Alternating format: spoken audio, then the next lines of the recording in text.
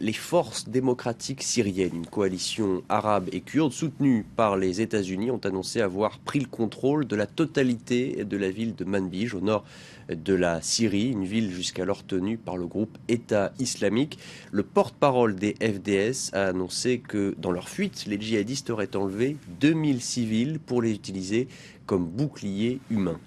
Marine Pradel, bonjour, vous êtes notre correspondante à Beyrouth. Que pouvez-vous nous dire sur la situation à Manbij ? Alors tout d'abord que ce chiffre de 2000 personnes a été confirmé par plusieurs sources sur le terrain, et notamment les informateurs de l'Observatoire syrien des droits de l'homme, mais aussi plusieurs agences de presse. 2000 personnes, donc des civils pris en otage, qui auraient été embarqués de force à bord de centaines de voitures, des civils utilisés, vous l'avez dit, comme boucliers humains par des djihadistes qu'on estime être une petite centaine, fuyant la ville de Manbij, reprise donc par les forces démocratiques syriennes. Ce convoi se dirigeait vers la ville de Jarabulus, plus au nord, tout près de la frontière turque, une ville tenue par le groupe État islamique.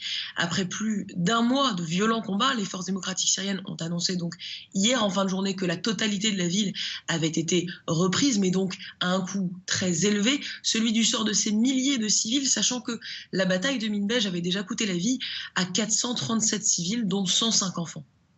Autre ville qui focalise l'attention en Syrie marine, Alep, une nouvelle fois bombardée hier.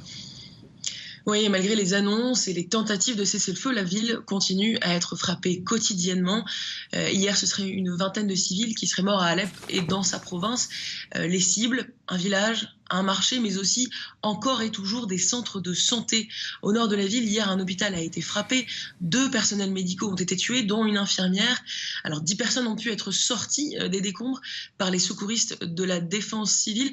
Secouristes dont un des centres à Alep a aussi été frappé hier. La défense civile, décidément endeuillée, jeudi soir, dans une autre frappe au sud de la ville. Elle a perdu une de ses figures. Le secouriste Khaled Hara, célèbre pour avoir creusé dans les décombres pendant 16 heures pour sortir vivant un bébé d'un immeuble bombardé. Il avait d'ailleurs fait le déplacement au Conseil de sécurité des Nations Unies pour témoigner sur la situation à Alep. Marine Pradel en direct de Beyrouth. Merci beaucoup Marine.